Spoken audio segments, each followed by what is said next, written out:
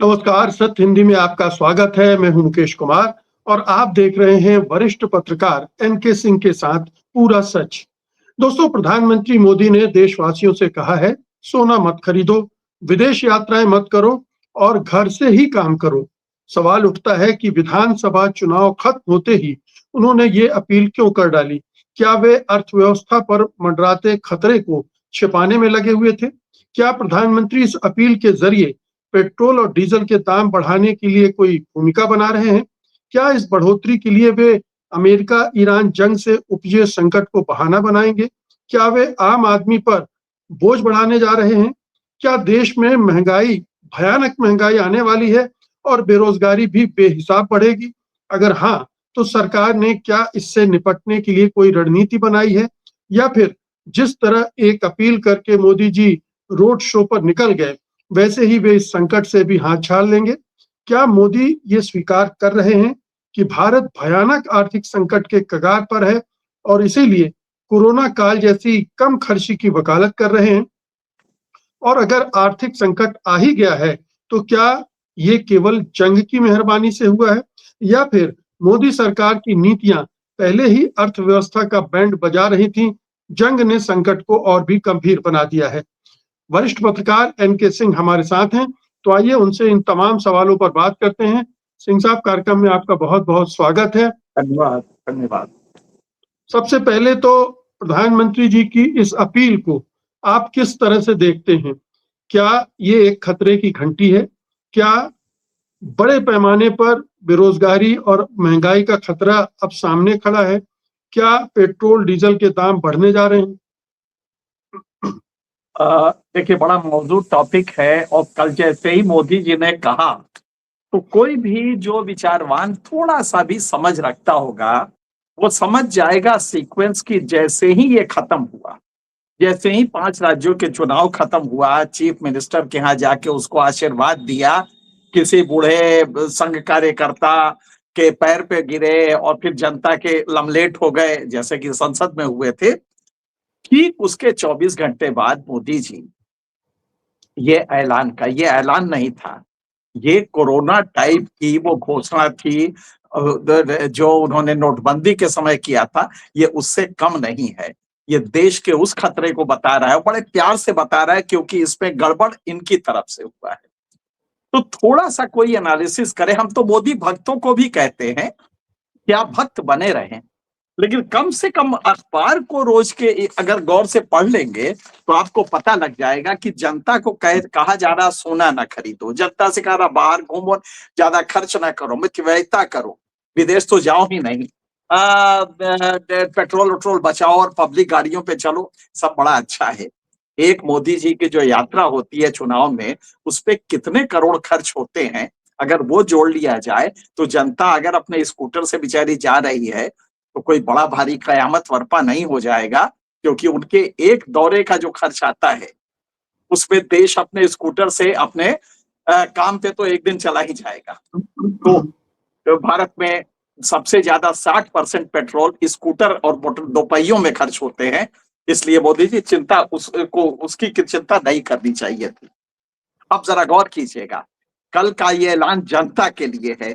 मोदी जी, ये आज के पेपर में अगर आप इसको दिखा सकें, मैं पढ़ के सुना देता हूं। सिर्फ जी। जनता इतनी थोड़ी बारीकी से अखबारों को, हालांकि अखबार छिपाते हैं, लेकिन कितना भी छिपाए वो गलती से भी अगर दे देंगे तो आपको हकीकत पकड़ में आ जाएगा।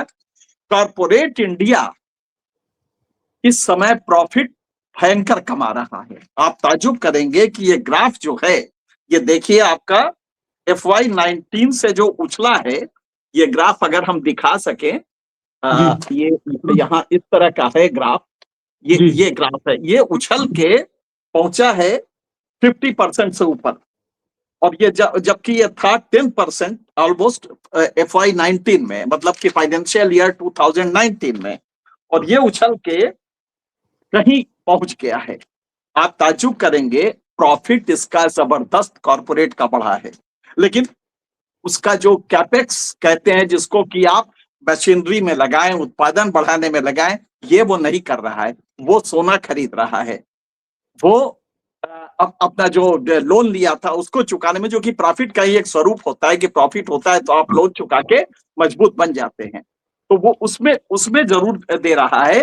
मोदी जी को अपील तो उससे करनी चाहिए थी ना कि कमा तुम रहे हो और मितव्ययिता करे, ये गरीब आदमी जो स्कूटर पे भी चलना छोड़ दे। तो मोदी जी अगर ये थोड़ा सा कोई भी मोदी भक्त भी इसको देखेगा तो समझ जाएगा अब ये जो क्राइसिस ये साधारण नहीं है।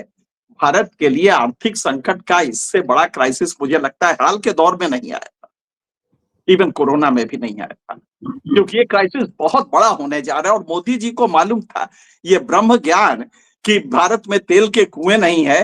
मोदी जी को कल हुआ क्या? भारत में तेल के कुएं नहीं है, ये तो एक प्राकृतिक सत्य है जो दसियों हजार साल से चल रहा है। बिल्कुल। तो तेल के कुएं नहीं है ये कह के आप जनता से क्या कहना चाहते हैं? भारत में तेल के कुएं कभी नहीं थे मोदी जी। लेकिन हकीकत ये है कि आपका ग्रोथ रेट 1 नहीं 2 नहीं 8 रेटिंग एजेंसीज ने आपका ग्रोथ रेट जमीनी कर दिया था और आपने एक दिन भी नहीं उफ होने दी क्योंकि चुनाव था। अब आप जरा देखिए कौन कौन सी संस्थाएं हैं जिन्होंने क्रेडिट रेटिंग इनकी घटाई है। आरबीआई जो इनकी संस्था है 0.6% उसने घटा दी है और कहा है कि नहीं, जो हम अभी कह रहे थे कि गोल्डी लॉक पीरियड है, ये गोल्डी लॉक पीरियड नहीं है, आई एम सॉरी। ये उन्होंने माफी मांगी आपके बार के मैगजीन में इस महीने की और कहा कि गोल्डी लॉक पीरियड तो छोड़िए, सीरियस प्रॉब्लम होने जा रही है और ये कह के 6% घटा दिया, उसको भी छोड़िए। मूडीज ने घटाया है, S&P ग्लोबल ने घटाया है, ISRA डोमेस्टिक ने घटाया है, ये फिच ने घटाया है और तो छोड़िए IMF ने घटाया है, वर्ल्ड बैंक ने घटाया है। हमारा ग्रोथ रेट नीचे हो, उसकी वजह क्या है? ग्लोबल क्राइसिस है, इसमें कोई दो राय नहीं है कि ग्लोबल क्राइसिस है, इस हकीकत को स्वीकार कीजिए। लेकिन चुनाव था तो आपने कुछ नहीं, टैक्स अपना धीरे से कम कर दिया ताकि रेवेन्यू पे असर पड़ेगा, लेकिन जनता को कोई उलाहना नहीं होगा कि साहब इतने बड़े संकट में भी मोदी जी एक अकेला नेता है जो कि पेट्रोल के दाम नहीं बढ़ने दे रहा, और कैसे मूछे उठा के ऐंठ के कहा था कि पेट्रोल के दाम नहीं बढ़ने देंगे। अब देखिए ये पेट्रोल के दाम आगे क्या होने, ये तो सिर्फ एक वो था, ट्रेलर था, दाम तो अब बढ़ेंगे।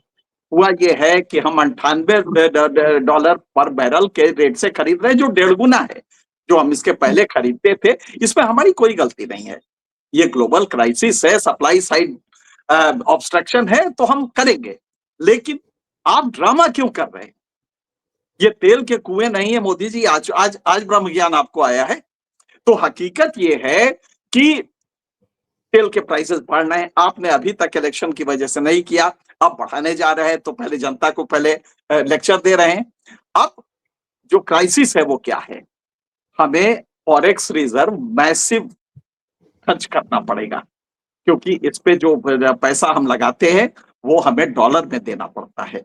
और हमारा जो टोटल कुकिंग गैस वगैरह ये सब जो है, एलपीजी वगैरह है, ये हम 90% से ज्यादा हमारा गल्फ से आता है और 40% से ज्यादा गल्फ से हमारा क्रूड ऑयल आता है ना। इसका मतलब क्या हुआ कि हमें ये क्रूड ऑयल सप्लाई साइड से नहीं मिल रहा है। इंटरनेशनल मार्केट में हम जाते हैं, जब ब्रेंट के पास जाते हैं, जब ब्रेंट प्रोडक्ट्स खरीदते हैं, तो इसकी कॉस्ट जो होती है वो 98 पर एवरेज है, जो कि बढ़ने जा रही है, जो 120 130 हो सकती है। तो जाहिर है कि हमें और पेट्रोल हमारी एनर्जी बास्केट पे कितना शेयर है पेट्रोल का? सिर्फ क्रूड ऑयल का शेयर 30% है, जिसका 90% ऑलमोस्ट हम इंपोर्ट करते हैं। तो हमारा बहुत बुरी तरह फॉरेक्स रिजर्व जा रहा है। उसके अलावा क्या हुआ है? उसके अलावा ये जो गल्फ में हमारे काम करते थे, तो हमारा जानते हैं कि दुनिया में सबसे ज्यादा ये लोग जो बाहर काम करते हैं ये रिमिटेंस भेजते हैं। ये 130 बिलियन डॉलर के आसपास अब पहुंच रहा है, जो दुनिया में सबसे ज्यादा है। गल्फ इसका 40% देता है, अमेरिका सबसे ज्यादा देता है, लेकिन गल्फ 40% देता है। तो गल्फ से अब वो रिमिटेंस आना, क्योंकि वहां पे उद्योग खत्म हो रहे हैं, वहां से लोग भाग रहे हैं, तो गल्फ से ये भी पैसा नहीं आएगा। ये दूसरी क्राइसिस है।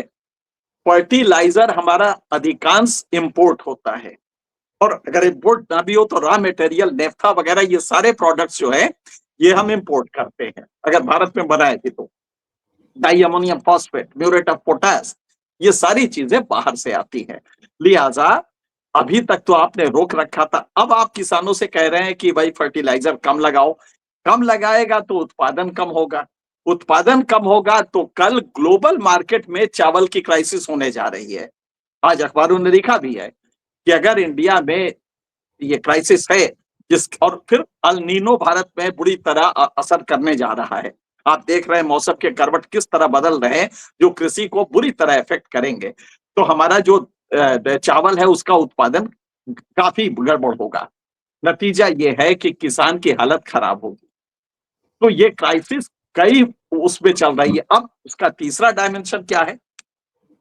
उद्योग में अभी आपने 2.5 लाख करोड़ एमएसएमई को दिया है विदाउट एनी कोलेटरल, तो आपने वो तो वादा कर दिया। अब मुश्किल ये है कि तो आपको अपने कैपिटल एक्सपेंडिचर के लिए जो इंफ्रास्ट्रक्चर में लगाते हैं विकास, उसके लिए पैसा नहीं आएगा। फिर अगर फर्टिलाइजर सब्सिडी आप इसी तरह मेंटेन करें और फर्टिलाइजर ज्यादा महंगा खरीदेंगे तो सब्सिडी कॉस्ट बढ़ जाएगी। तो कुल मिला के इकोनॉमी उस सब के अलावा महंगाई बुरी तरह बढ़ने जा रही है। इन सब की वजह से क्योंकि सप्लाई साइड ऑब्स्ट्रक्शन है, लिहाजा महंगाई बहुत तेजी से, और कुछ संस्थाओं का ये मानना है कि ये 7% से ऊपर हो सकती है। जी तो महंगाई आपकी बढ़ने जा रही है। कुल मिला के अगर इसे आप गौर से देखें तो देश भयंकर इकोनॉमिक क्राइसिस में है। अब इसके बाद क्या हुआ है, आपको एक चीज, कुछ नहीं, कोई जो हिंदी का अखबार पढ़ता है मैं उसके लिए भी लाया हूं। कम से कम आप हिंदी का अखबार तो पढ़ते हैं ना ठीक से, तो भक्ति भाव रखिए मोदी के लिए, उनको भगवान मानिए, लेकिन ये हकीकत पढ़ लीजिए। कम से कम हिंदी में तो आप पढ़ ही सकते हैं कि मेरे ख्याल से बहुत स्पष्ट दिखाई दे रहा होगा। अच्छा, ये उल्टा हो जाता है शायद जी। कैमरे पे, ये उल्टा हो जाता है, मैं पढ़ के सुना देता हूँ। नहीं ये नहीं, लिखा उल्टा नहीं। हुआ है, अच्छा सीधा जी है, हाँ, अच्छा ये जरा पढ़िए तो क्या ऊपर लिखा है। अच्छा ऊपर लिखा है भास्कर, हाँ ग्लोबल इंडिया में भारतीय, हाँ, भारतीय बाजार वुड वेटेज 19 से घटकर 11 पर आया, जानिए इसकी जी बड़ी वजह। जी। अब ये है क्या, भारतीय बाजार में एआई, हमारा एआई के दौड़ में हम फेल हो गए।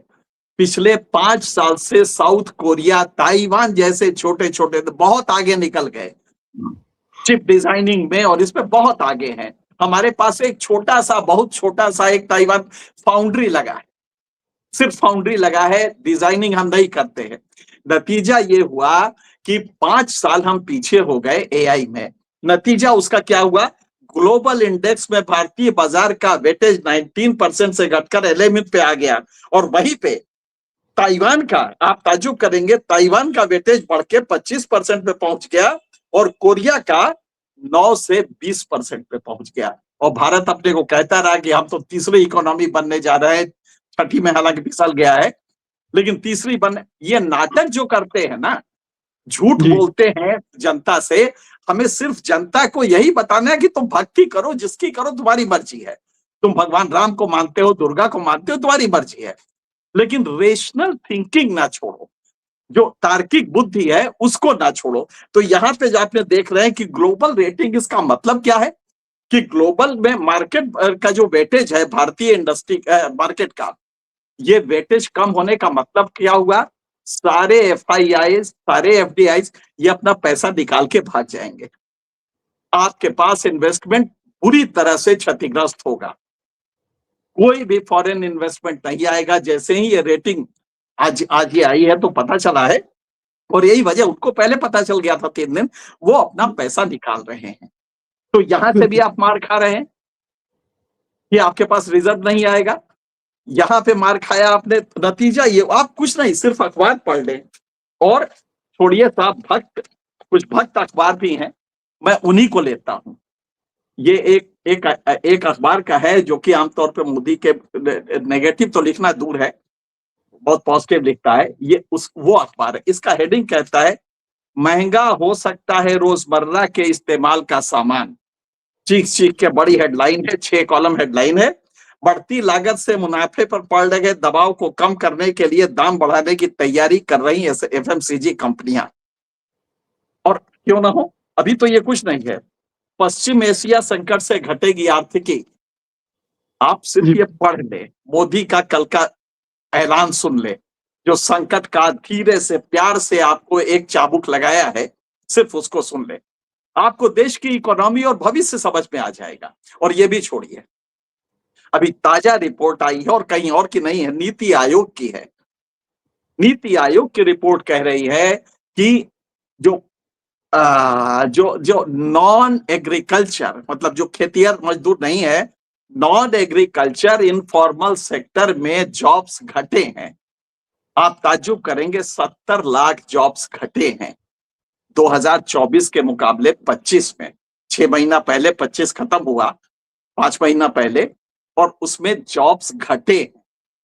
ये 70 लाख लोग कहां जाएंगे? और ये सरकार की रिपोर्ट, ये एमएस मिनिस्ट्री ऑफ स्टैटिस्टिक्स की रिपोर्ट है, ये जो कल आई है। और उसमें 30-40 लाख अभी तक और जुड़ गए होंगे। हाँ, ये 5 महीने और बिल्कुल सही कह रहे हैं आप। ये क्राइसिस कोई छोटी मोटी नहीं है, जॉब्स है नहीं, महंगाई बढ़ने जा रही है। और क्राइसिस जो इससे ये जो मल्टीप्लाई करेगा, अभी तक तो आपने रोक लिया क्योंकि आपके पास रेवेन्यू था, तो आपने उसको लगा के रोक लिया। लेकिन अब कैसे रोकेंगे, क्योंकि अब ये तो रुकना संभव नहीं किसी भी देश के लिए। तो अब जी। आपको पेट्रोल भी बढ़ाना है और ये सब बढ़ाना है, आपका प्रोडक्शन कम होने जा रहा है। तो कुल मिला के ये है कि देश एक ऐसे मकाम पे, खतरे पे जा रहा है। लेकिन हम कह रहे हैं कि बल्ले बल्ले ऐसा, देखिए ना, और आप ताज्जुब करेंगे, क्यों ना हो, जी। ये देश कितना लेकिन एक एक सपना। प्रश्न का जवाब दीजिए। एक प्रश्न ये है ये सिंह साहब। ये पिछले 6 जी। दिन से आ रहा है, सोमनाथ का ये जी। ये पर्व आ रहा है। मोदी जी। जी का इस पे एक आर्टिकल भी आया है। एक आर्टिकल देश की अर्थव्यवस्था पे नहीं आया, लेकिन इस पे आ गया है सोमनाथ। और 6 दिन से हर अखबार को एक एक पेज विज्ञापन मिल रहा है, हिंदी, अंग्रेजी, जापानी, उर्दू, सबको मिल रहा है। और ये लगातार 6 दिन से मिल रहा है। देश में सोमनाथ हो, ये तो अच्छी बात है, मैं भी उनका भक्त हूं। लेकिन देश की सच्चाई को सोमनाथ भगवान आके थोड़ी बदलेंगे।